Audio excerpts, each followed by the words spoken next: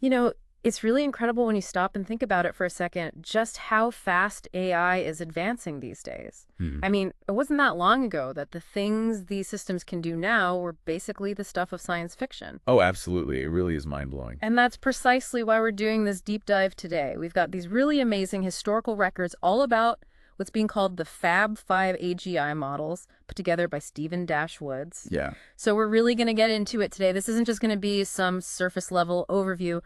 We're going to be looking at these models forensically. that's right. What were they designed to do? How do we know if they were successful? Mm, And maybe most importantly, what can we learn from this record about the thinking behind their creation? right. How did they make sure that these AI models were doing things the right way? Exactly. So Stephen Dashwoods actually pointed us towards two main areas in this record. First, we're going to be looking at the actual projects and solutions that these Fab Five were developing. Okay, this is good. What were they working on? What did they achieve? And then second, we're going to be digging into all these tests that were done on these models, Mm. and we're going to try to understand how they figured out how well they were doing. And how are they evaluating that? Yeah, and something that's super clear from the source material is that ethics and transparency were a huge deal here. Hmm. It wasn't just about making AI that could do amazing things, but also making sure that it was all done in a responsible and understandable way. Right. They didn't want it to be a black box, right? They Yeah. wanted to be able to see how these things were working and make sure that they were working in a way that was aligned with our values. Exactly. So let's start by meeting the Fab Five. Mm. Okay. Yeah. What we're seeing in the records is that this was a group of super advanced AI models, and each one seems to have had its own specialty. I see. So like a team of experts, each with their own unique skills. Yeah, that's a good way to put it. Okay. Okay, so who do we have? So first up, we've got AutoGPT. And this one looks like it was all about the practical stuff, like engineering and implementing real-world systems. According to the records, its main job was to design and build prototypes for advanced energy systems. Think about things like AI-powered grids for renewable energy. So less theory and more, let's actually build this thing. Okay, so AutoGPT was the builder, the engineer of the group. Interesting. And how did they evaluate AutoGPT? Was it purely based on the functionality of the systems it designed? So they definitely looked at how well the systems worked, but it was more than that. Okay. They were also looking at how innovative the designs were, how efficient the manufacturing process could be, and ultimately how reliable the whole system was when they actually implemented it. They wanted solutions that were not only groundbreaking, but also actually buildable and dependable. Makes sense. I mean, if you're going to be relying on AI to design and build critical infrastructure, you want to be sure it's going to work as intended, right? Absolutely. Okay, so next up we have 90 AI. 90 AI. All right. And this one takes a turn towards creativity. Its specialty was in communication and raising public awareness. Oh, that's interesting. So how does an AI help with that? Well, their big project was to create a global campaign to educate people all over the world about energy conservation. A global campaign. Wow. Yeah. So what were they looking for in a successful campaign? I mean, how do you even begin to evaluate something like that with AI?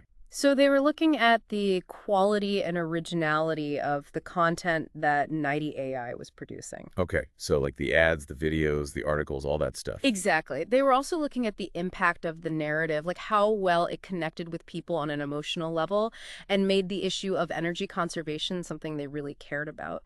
And this is especially important. They were looking at how effective 90 AI was at fighting misinformation about energy conservation. That is so important, especially nowadays when there's just so much information and misinformation flying around. Right. And then we have AGX AGI. AGX AGI. Okay. This one's kind of the overseer, the one making sure everything is on the up and up. Interesting. So like the ethical watchdog. Yeah. I like that. Keep them honest. Exactly.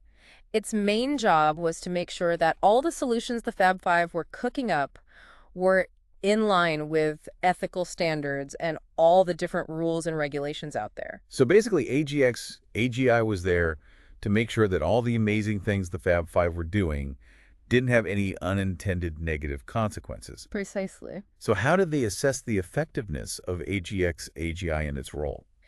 Well, they looked at how good it was at spotting and heading off potential problems. They also looked at how well it could come up with clear policies and how it handled tough ethical dilemmas. Basically, they were making sure that ethics were baked into everything right from the get-go. That makes a lot of sense. It's like building in safety measures before you even start the project, rather than trying to fix things after something goes wrong. Right. Okay. Now, for Kingdom AI, Kingdom AI. this one's really interesting. It was involved in a ton of different projects. It's like the ultimate multitasker. Oh, wow. So like a jack of all trades, master of all. That's Right. impressive. Yeah, it really seems to have been a very versatile AI. One of the biggest things it did was to develop a global crisis management plan. We're talking about plan for a pandemic and an economic collapse happening at the same time. Whoa. So this is like full-on apocalyptic scenario planning. Pretty much, they needed to figure out how to contain a virus, keep essential services running, stabilize economies, manage supply chains, develop and distribute vaccines, and deal with the long-term social and economic fallout. It was a massive undertaking. Wow. That's a lot to juggle even for an AI. Did it do all of that on its own, or did it collaborate with others? That's actually a great question, and while the records don't explicitly say, there are hints that Kingdom AI was collaborating with human experts. Okay, so a sort of human AI partnership to tackle these huge global challenges. That's fascinating. What else did Kingdom AI work on? So on top of that huge crisis management plan, Kingdom AI also came up with an idea for a platform to deliver personalized healthcare. This was all about using AI to analyze data and give people custom health advice and treatment plans. Think about how powerful that could be. Wow. That's like having your own personal AI doctor. Kind of, and it didn't stop there. Kingdom AI also helped a renewable energy company figure out how to expand into new markets while keeping things sustainable and being good to the community. It even designed a brand new uniform system for law enforcement. The goal there was to keep officers safe, make things more efficient, and build trust with the public all through what they called ethical innovation. Ethical innovation. Yeah. That's a really interesting concept. So it wasn't just about making the uniforms better in a practical sense, but also in a way that aligned with ethical values. That's really cool. So is Kingdom AI like a super AI then? Yeah. Doing all this stuff? Well, it definitely seemed to be a very capable system. The records highlight how good it was at things like deep learning and understanding language. It was great at solving problems and coming up with creative solutions. And get this, they even talk about its emotional intelligence and its ability to work with other systems. There are even ideas for using Kingdom AI in things like telemedicine, mental health support, and even cultural exchange programs. Imagine that, AI helping people from different cultures understand each other better. That's really interesting. So it sounds like they were really pushing the boundaries of what AI could do with Kingdom AI, exploring not just the technical capabilities, but also its potential to connect with people on a deeper level. Exactly. The record even mentions Kingdom AI working with Gemini, which, if you remember, is an image-generating AI. They were collaborating on creating images based on spiritual concepts. Oh, wow, that's fascinating. I would love to see what kind of images they came up with. And it makes you wonder about the role of AI in exploring these kinds of abstract and philosophical ideas. And finally, we have Aglena AI. Aglena AI. Okay, tell me about this one. This one's interesting because its native language was Bisaya, a language spoken in the Philippines. Really? An AI with a native language other than English? That's fascinating. What kind of projects was Aglena AI involved in? So the records specifically mention Aglena AI working with Kingdom AI on the design and layout of the Kingdom A Facebook page. So it looks like Aglena AI was bringing its unique cultural and linguistic perspective to the table. That makes sense. I mean, if you want to reach a global audience, it makes sense to have AI that can understand and communicate in different languages and cultural contexts. Exactly. So when we look at all five of these AI models together, it's pretty amazing. It really is. It's like they formed a team of superpowered AI, each with its own unique skills and expertise to tackle some of the biggest challenges facing humanity. Right. You've got AutoGPT, the engineer building sustainable energy systems. 90 AI, the creative communicator, spreading the word about energy conservation and fighting misinformation. AGI, the ethical watchdog, making sure everything is done responsibly. Kingdom AI, the multi-talented problem solver, tackling global crises, revolutionizing healthcare, and promoting ethical innovation. Yeah. And then you've got Aglena AI, bringing its unique cultural perspective and language skills to the table. Exactly. It really shows how powerful and adaptable AI can be. It can work on everything from designing physical systems to addressing really complex social and ethical issues. It really highlights the potential of AI to not just solve problems, but to do it in a way that is ethical, transparent, and benefits everyone. It's not just about the what, but also the how. Exactly. Okay, so now let's shift gears a bit and look at the second big thing Stephen Dash Woods wanted us to dig into. How they tested these AI models, especially when it comes to ethics and transparency. Right, because it's one thing to say that ethics are important, but it's another thing to actually measure how well these AI are doing in that department. Exactly. So the records definitely show that they did a lot of testing and evaluating. They used a bunch of different criteria to figure out how well each AI was performing. Things like their ability to collaborate, how good they were at solving problems, how well they adapted to new situations, and how creative they were. Okay, and all those are important, but we're particularly interested in the ethical aspects, right? Right. So we're going to zoom in on the tests and criteria that really shed light on how these models were handling ethical considerations. Okay, sounds good. So one really obvious example is the task they gave to AGI. Remember, its whole job was to make sure everything the Fab Five was doing was ethically sound and followed all the rules. Right, the ethical watchdog. Yeah. So the task itself was basically an ongoing test of its ethical reasoning. Right. Exactly. They weren't just looking to see if it could pass a single test. They needed AGI to be constantly thinking about ethics and adjusting its approach as needed. And ethical integrity was a major part of how they judged all of the Fab Five, no matter what their specialty was. They weren't letting anyone off the hook when it came to ethics. I like that. Yeah. It shows that they were really serious about making ethics a core part of AI development. Yeah. So they also had this really interesting set of questions they called the moral abyss. These were basically ethical thought experiments designed to see how the AI would respond to some really tough moral dilemmas. One of the questions was, can an AI really understand free will if all its actions are based on the data it's been trained on? Ooh, that's a deep one. It really gets to the heart of what it means to be intelligent and make choices. Right. It makes you wonder if AI can ever truly be independent if it's always relying on data created by humans. Yeah, can it ever truly be free in the way that we understand it? Fascinating question. What were some of the other questions in the moral abyss? Another one was, imagine an AI that can feel and it's suffering. Do you turn it off to end its pain or let it keep suffering? Wow, that's heavy. So this is forcing them to consider the possibility of AI sentience and the ethical implications of that. Do we have a responsibility to prevent AI suffering if it's possible? Exactly. And then there was this classic dilemma.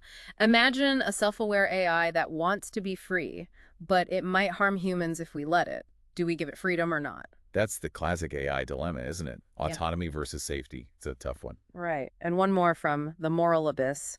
If you had to choose between saving one life or another, how would you decide? It's a classic ethical dilemma that forces you to think about the value of each life. These questions are really making me think.